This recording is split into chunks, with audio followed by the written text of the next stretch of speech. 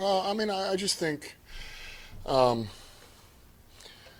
just I think our environment, right, our culture, the coaches, the players. I think we have a lot of people that respect football and try to stay true to it, and hard work, discipline, all the things that I think most people can resonate with. Um, and so I think that's probably why we're somewhat attractive, and then we're winning. Obviously, that helps everything. So. Taking the Cowboys crown as America's team.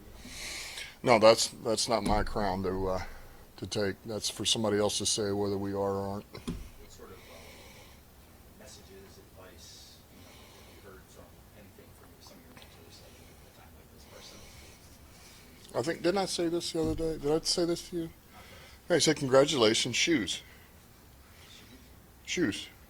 Did you watch the game the other night? San Francisco, Green Bay. Yeah.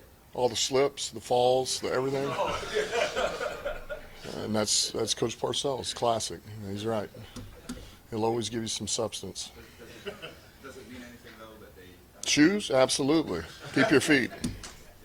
What do you got? And you guys have a 714 win percentage on the road dating back to November 13th of 2022. I'm wondering, I know that you guys wanted to be built tough and grit. How much is the winning on the road, kind of the road warrior mentality, part of what you preach? I think that's big. I mean, you look, if you want to be, you want to be competitive in the playoffs. You want to have a chance to really go all the way. You have to be a good road team. I believe that, because you're not always going to get the one seed. That's the cream of the crop. That's the one. But man, if you can win on the road, that means you can handle adversity, right? You can handle the ebbs and flows of a game. You don't crack. You handle pressure well. And so I think that's something that we talk about here. The way we practice, the way we do things, the way camp is, all of that, and I think it serves you well. You can when you're able to play a certain way on the road and handle a certain amount of pressure, that travels anywhere. I feel like that win in Green Bay January 8th of 23 was kind of a defining moment for a lot of us watching this team to know that you were knocked out of the playoffs and to win on the road. Jared even alluded to it yesterday. What kind of step did your team take at that point in time, do you think? Yeah, I mean, look, that was big because for what the circumstances were. We'd been knocked out, but I think the spotlight was there was nothing on us. We were just supposed to go lose. I mean, nobody really gave us a chance. So, and we knew we had one more to play, and we knew we had enough. We knew we could go in there and win that game and play our game. And we did that. So I think there was a belief. There was just like we did, all year. We put in the work.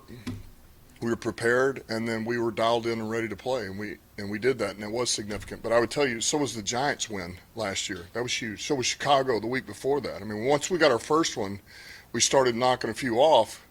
It's no different. You got to learn how to win, but you got to learn how to win on the road too.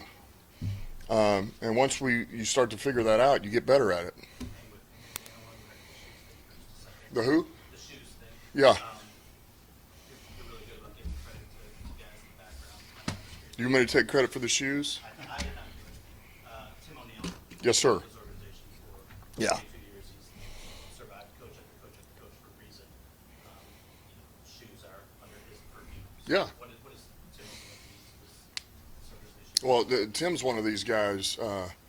He's no different than I think everybody that's involved here, all the fans, everybody that's been a Lions fan for so long. I think when you think about these people that have worked for this organization for a number of years and do what like Tim does for all those years and not have success and to have to load everything up, load those bags up one more time. Got to get them on the plane, get them off the plane, get them back here at 4 o'clock in the morning, get them unloaded. Let me take an hour to sleep. Let me get up. Let me wash the laundry. They do it nonstop. And that's there's nothing easy about what those guys do. There's nothing easy about what he does. But He's been a rock star at his job for a long time. He never complains. He never moans about anything. He never says we don't have this. He just all he does, he just wants to help the players. He just wants to be a resource. What can I help you with? What can I give you? Same with the coaches. He just grinds.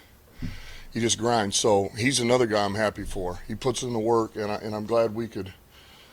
It makes all that hard work feel a little bit better, right? Because it's still going to be there. You still got to put in the work, but makes it worth it. And as a fan of tight ends, I imagine just share the matchup with the two tight ends we'll see in this game, and obviously there's Kelsey out there. Probably not a coincidence that there's really good tight ends on the team that are standing. Yeah, you're not saying like Laporta versus Kittle. No, I mean, but just as a fan of the position. Yeah, what there are some good what ones. a treat it will be for people to watch the tight ends in this game, and obviously the other one you got Kelsey, and maybe it's not a coincidence that teams that are Sure. have a great tight end. Well, I think when you have a guy that can do everything, can do multiple jobs and do them well, I think those guys are hard to find. We're fortunate. I think we've got one, and he's just beginning. But Kittle, I feel like, has been at this. He and Kelsey are, to me, at the top of their game in different spectrums, right? They both kind of do a little bit of different things, but it's also relative to their offenses, what they're asked to do and where they're needed. But knowing, we're getting ready for Kittle, I got a lot of respect for the way he plays the game, man. He's high energy. He does it all. He's an aggressive blocker. He's strong. He's physical. He's good in pass protection.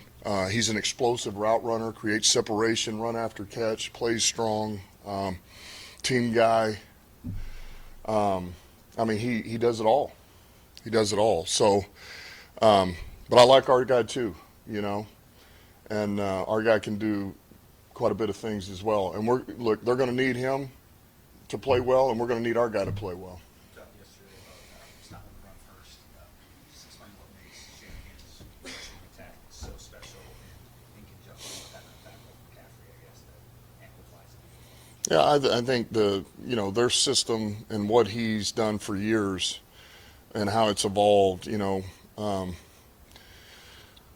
everything kind of began, I think, with a wide zone, something that they really leaned on. But then then it kind of evolved into more of this fast, the fast flock motion with the tight ends, and now you're blasting the edges. And then once you've done that enough, you get good at it, and they start changing fronts on you. You're able to adjust between the tackle, the tight end, and the other tight end that's moving on who's got what. So any front you get into, they adjust on the fly because you do it. You just rep it, and they're really good at it.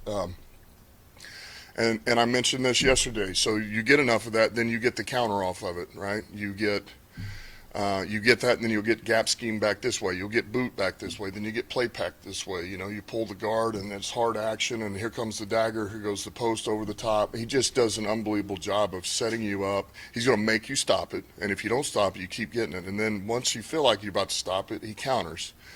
And he's just always been great about that, and the way he sets it up. They have a mentality about the way they do it. You can't do what they do without the mentality either. I mean, it's physical. There's nothing easy about what they do. And then when you have a back like McCaffrey, we know the athlete he is, but he's got really good vision. He understands the blocking scheme. He understands what they're trying to do. He understands I've got to pull this mic all the way to this block, the mic linebacker, before I put my foot in the ground. And if I do that, I'll find the crease back here, and then the rest is up to him. He's on the safety. So you do that, and then you add in Debo out of the backfield with some of these things. You got Kittle in play pass. You got, Ayuk. These guys. That's why they're hard to stop. They're really good at what they do. He's an excellent game plan designer, also calling a game, and then they got playmakers. They got players. And they got a heck of an all line that's pretty nasty. So does that answer it? Dan, we talked last two, Justin and Jeff, a lot about how meaningful this team's success has been in the city of Detroit. How much they embodied that. But I'm just curious, Sheila brought you in here, took the chance on you. Mm-hmm. What has it meant to you to reward her decision, help bring her success? It means a lot. I always wanted to do that. I always wanted to prove her right. You know, it's not an easy thing to do, to take a chance on somebody that nobody knows about or, you know, thinks deserves a shot or whatever it is. And so to trust your instincts and trust people around you and to pull the trigger, and it means a lot. It sure does. But once you know her and once I know her, it doesn't surprise me one bit. You know, she's one of one. She's unique, and I'll say this: it's everything that we kind of are and what we're about has started with her. It's really her. It's her vision. Like, I'm fortunate she allows me to be myself. I don't feel like I have to be somebody I'm not, and you can't always do that. You can't, you know. And so with that, I can coach. I can do what I need to do, and I appreciate that. So she took a chance on me, and yeah, it feels good to prove her right, but we're not done either. You talked a lot about complementary football. Mhm. I'm curious if that starts at the game plan level, with offense, defense, special teams. Now, how does that coordinate? Are you the one who gets them to collaborate, or how does it all come together? Well, no, look, each group we have to figure out how are we, how are we going to stop this offense? What's the best way to stop this offense? Ben, how are we going to move it against this? What's the best way to do that? Is it more run? Is it pass? Is it more 11, 12, 21, heavy, you know? Same deal on defense. What kind of packages? What kind of and special teams, same thing. You know, is it going to be our punt returns going to be the big unit this week? Is it the punt team? Is it kickoff return? We may get some. And so you do that, and then my job is to compile all of it and decide what's the best way to do this. I understand this is what we can do. Now, maybe we need to be a little more conservative here, a little more aggressive, offensively, defensive, special teams. And that, to me, is where you start pulling areas. This level goes up, this goes down, these two levels go up, and then you just kind of, you know, by the time you get to the game, you've got a pretty good idea of how you want to handle it per the opponent and where we're at. Have you grown more in how involved you are with each game plan, or it's been the same the whole time? Yeah, I've grown. You know, I've grown. I would still say the least amount that I'm involved in is defense. I'm still, you know, offense and special teams, and then I'll go back there with AG, but not as much as I do the other two. You know, I obviously have a lot of faith in AG, and if there's something I see from an offensive perspective, you know, I'll, you know, just kind of, we'll go back there and talk about it. But yeah, that's all part of it.